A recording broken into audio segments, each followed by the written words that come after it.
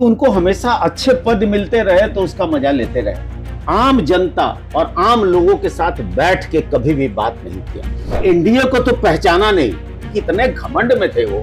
अब हार गए हैं तो कोई पूछ नहीं रहा है। जो इज्जत भगवान ने दी है उसको संभाल के रखिए। आरके सिंह साहब हमेशा से, और अगर विजेंद्र बाबू बहुत ही भ्रष्ट नेता थे तो आप होम सेक्रेटरी होकर उस भ्रष्ट आदमी को पकड़ा क्यों नहीं आपने? रिटायर हो गए हैं, चुनाव हार गए हैं, और विजेंद्र बाबू अभी तक काम कर रहे हैं तो आपको बहुत बुरा लग रहा है। इस दिन का इंतजार कर रहे थे कि जब आप हट जाइएगा तो आपको गाली देने के लिए और टीवी पे आने के लिए आपको। सीएम को लेकर के भी उन्होंने बहुत गंभीर आरोप लगाया है। खुद ही सीएम के कैंडिडेट थे, उनको लग रहा था कि बीजेपी उनको सीएम बना। जेडीयू की नई कार्यकारिणी की घोषणा हो गई है कल, और हमारे साथ बात करने के लिए राष्ट्रीय महासचिव हर्षवर्धन सिंह जी हैं। सर, सबसे पहले बहुत शुभकामना आपको। धन्यवाद। और इस कार्यकारिणी की लिस्ट को देखें तो जब निशांत कुमार की राजनीति में एंट्री हुई तो लग रहा था कुछ नए युवा चेहरों को मौका दिया जाएगा, लेकिन अनुभव पे ज्यादा विश्वास दिखाया आपकी पार्टी ने। देखिए, जो राष्ट्रीय पार्टी है, युवाओं को मौका दिया जाता है। इसमें युवा भी हैं, सचिव लेवल पे युवा भी हैं, लेकिन राष्ट्रीय पार्टी है ये। जब कार्यकारिणी बनती है, युवाओं को मौका प्रदेश में दिया गया है, जहां सबसे ज्यादा काम उनके साथ करना है। निशांत जी के साथ जो लड़के काम करेंगे उन सबों को मौका दिया जाएगा और सारे यूथ को दिया जाएगा। सारे इस बार हम लोगों ने बहुत यूथ एमएलए भी बनाए हैं। आप देख लीजिए, हमको लगता है इतना यंग एमएलए 85 के बाद सबसे ज्यादा यंग एमएलए इसी बार हुए हैं। तो हम लोगों ने यंग एमएलए को दिया है। एक टीम बनेगी, निशांत कुमार जी के साथ बिहार आगे बढ़ेगा। नए सरकार की गठन जब से हुई है, सम्राट चौधरी ने जब से कार्यभार संभाला है, उसके बाद से लगातार जो विपक्षी दल है खास करके वो ये कह रही है कि जेडीयू तो अब एक तरीके से विलुप्त होती हुई पार्टी हो गई है।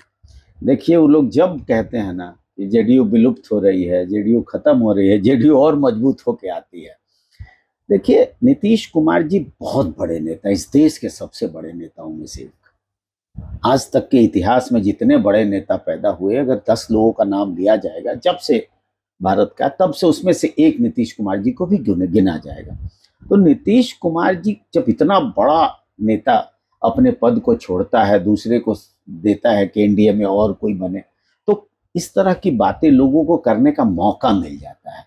लेकिन जो नए मुख्यमंत्री हैं वो इतने ऊर्जावान हैं, इतने स्ट्रांग हैं, और मजबूती के साथ मुझे लगता है कि बिहार को उसी स्पीड में आगे ले जाएंगे जिस स्पीड में नीतीश कुमार जी लेके जा रहे थे, और नीतीश कुमार जी के किए गए कार्यों को साथ लेकर और मजबूत करेंगे। मुख्यमंत्री को लेकर के जिस तरीके से मुख्यमंत्री की जेडीयू से नजदीकियां हैं, उसको लेकर के सम्राट चौधरी पे लगातार हमलावर हो रहा है। आप देखिए, आरके सिंह जो भाजपा में रहे हैं, देश के होम सेक्रेटरी रहे हैं, ऊर्जा मंत्री रहे थे, स्वतंत्र प्रभार था उनके पास ऊर्जा मंत्रालय का, तो अब वो एक तरीके से अलग अलग संज्ञाओं से सम्राट चौधरी को नवाज रहे हैं। उन शब्दों को दोहराना भी सही नहीं होगा जिस तरीके के शब्दों का उन्होंने प्रयोग किया है। तो क्या कहेंगे? आरके सिंह लगातार हमला बोल रहे हैं, और आपकी सरकार पर भी आप इसके अलावा खबर आ रही है कि विजेंद्र यादव जो आपकी पार्टी से डिप्टी सीएम है, उनके खिलाफ वो पीआईएल डाल रहे हैं और उनको सबसे भ्रष्ट मंत्री बता रहे हैं।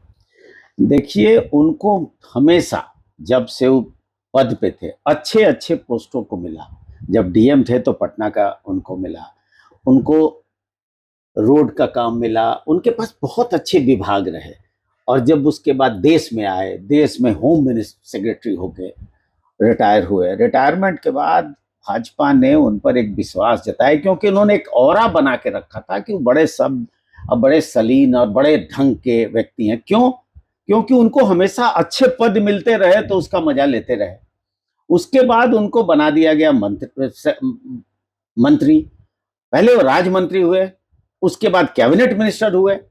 कैबिनेट मिनिस्टर के बाद अपनी गलतियों से, क्योंकि जितना भी लोगों के साथ भोजपुर में, मैं उसी जिले से आता हूं जहां से वो मेंबर ऑफ पार्लियामेंट थे, उन्होंने कभी भी आम जनता और आम लोगों के साथ बैठ के कभी भी बात नहीं किया, अपने वर्करों को कभी नहीं पूछा, और एनडीए को तो पहचाना नहीं। भाजपा से बाहर उन्होंने कभी किसी को नहीं देखा। जेडीयू के हम लोग मजबूत कार्यकर्ता हैं। कभी भी किसी चुनाव में किसी भी समय उन्होंने हम लोगों से बात करने की भी कोशिश नहीं की। किसी को भेजकर हमको ये भी नहीं कहा कि ये इलाका आप थोड़ा देख लीजिए, मिल लीजिए चुनाव में, क्योंकि इतने घमंड में थे वो। क्योंकि पद छोड़ने के बाद और बड़ा पद मिला और उसके बाद और बड़ा पद मिला, इतने पद उनको मिले कि अब जब वो पद से हटे हैं ना, तो कभी कभी आदमी का दिमाग इधर उधर हो जाता है। तो उनका इस समय वही चल रहा है। उसके बाद जब वो हारे तो पूरे जिले के जितने नेता थे सबको उन्होंने गाली दिया। गाली मैं बहुत शब्द इसलिए बोल रहा हूं कि किसी भी व्यक्ति के बारे में, किसी के आचरण को गलत बताना भी गाली ही है। उन्होंने सबको खरी खोटी सुनाई, कुछ अपनी गलती नहीं मानी। उनकी गलती नहीं होती, वो ईश्वर हैं, उनकी गलती होती नहीं। उन्होंने पूरी गलती अपने सारे कार्यकर्ताओं की कही दी। उसका चुनाव हार गए। अब हार गए हैं तो कोई पूछ नहीं रहा है, क्योंकि आप में कोई लीडरशिप क्वालिटी तो था नहीं। आप मैनेजमेंट करते थे तो जगह था तो मैनेजमेंट करते, उस जगह से हटा दिया गया। बैंक का मैनेजर अगर है तो बैंक को मैनेज कर रहा है ना, बाहर निकाल दीजिएगा उसका मैनेजमेंट खत्म। उसी तरह सत्ता से जब हटे तो उनका मैनेजमेंट खत्म, उनके पास कुछ नहीं है। हाँ ठीक है कि आपकी ईमानदारी है, तो इसका मतलब पूरा दुनिया चोर थोड़ी है। जिसको मन करे मेरे डिप्टी चीफ मिनिस्टर को आप चोर बोल रहे हैं, किसको भी बेईमान बोल रहे हैं, किसी पे पीआईएल लगा रहे हैं। आपने क्या क्या किया है आप पर हम लोग पीआईएल लगाए? आपकी इज्जत है समाज में, उसको बना के रखिए। हम लोग आपको इज्जत देते हैं, आपके आने पे खड़े होते हैं, नमस्कार करते हैं, तो ऐसा व्यवहार ना करिए कि लोग आपको उल्टा बोलना शुरू करें। जो इज्जत भगवान ने दी है उसको संभाल के रखिए। आरके सिंह साहब हमेशा से अपॉर्चुनिस्ट रहे हैं। उनको हमेशा से अपनी बात को सोचना, अपना मुझे कैसे फायदा होगा वही किया उन्होंने। और बड़ा उनको इमेज बहुत ज्यादा है कि इमेज मेरा बना रहे। आज दूसरे की इमेज के बारे में आप ऐसी बातें कर रहे हैं। लेकिन सर विजेंद्र यादव नीतीश कुमार के सबसे करीबी नेताओं में से एक है। जब डिप्टी सीएम बनाने की बात हुई तो उन पे भरोसा जताया गया, तो उन पे इतना बड़ा एलिगेशन, उनको कह रहे हैं कि अब तक के बिहार सरकार के सबसे भ्रष्ट मंत्री, और पीआईएल सुप्रीम कोर्ट तक जा रहे हैं वो, तो कुछ तो ठोस वजह होगी। या तो जेडीयू, उनका आरोप भी था जब वो चुनाव हारे थे कि जेडीयू और एनडीए के लोगों ने मुझे हरवा दिया। तो क्या लग रहा है आपको कि खुन्नस निकाल रहे हैं क्या? आप एक बात आपको बता रहे हैं कि वो होम मिनिस्टर सेक्रेटरी थे और विजेंद्र बाबू बिहार में मंत्री थे। और अगर विजेंद्र बाबू बहुत ही भ्रष्ट नेता थे तो आप होम सेक्रेटरी होकर उस भ्रष्ट आदमी को पकड़ा क्यों नहीं आपने?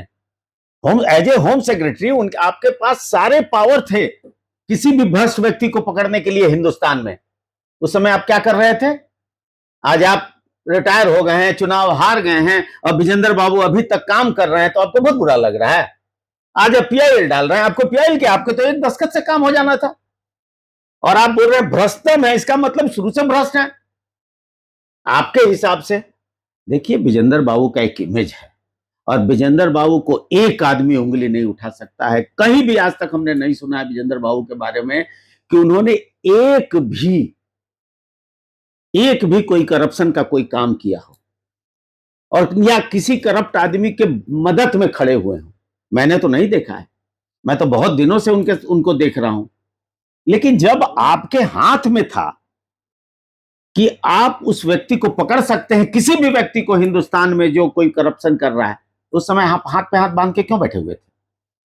इस दिन का इंतजार कर रहे थे कि जब आप हट जाइएगा तो आपको गाली देने के लिए और टीवी पे आने के लिए आपको कोई उपाय नहीं है, तो अब बड़े बड़े नेताओं को गाली देकर टीवी पे, और आज हम लोग उनके बारे में बात कर रहे हैं इसलिए कि उन्होंने गाली दी है, नहीं तो उनके बारे में कोई बात भी नहीं कर रहा था।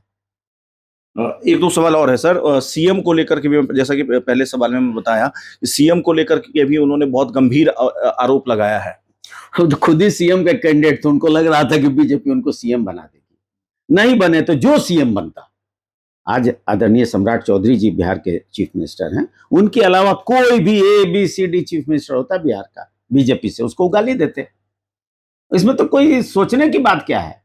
उनको लग रहा है कि ये पोस्ट भी मेरा ही था, हमको नहीं मिल रहा है, तो गाली दे रहे हैं। मंत्रिमंडल का जो विस्तार है सर, वो 29-30 को भी टल गया है। अब लगता है कि 2-3-4 तारीख के आसपास होगा। और एनडीए में क्या सामंजस्य नहीं बैठ रहा है या किस कारण से बार बार? देखिए आदरणीय मुख्यमंत्री जी का ये प्रोग्रेटिव है, वही बना सकते हैं आगे का। चीफ मिनिस्टर को है कि कब बढ़ाएंगे कब बनाएंगे, तो इसमें मैं बहुत बात नहीं कर सकता हूं। लेकिन हमारे एनडीए में कोई प्रॉब्लम नहीं है, सारे चीज फिक्स्ड हैं।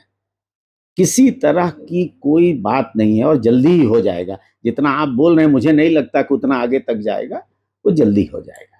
बहुत शुक्रिया हमसे बात करने के लिए। तो हर्षवर्धन जी थे जिन्होंने बहुत ही बेबाकी से अपनी मेरे तमाम सवालों का जवाब दिया। फिलहाल इस वीडियो में इतना ही। नमस्कार।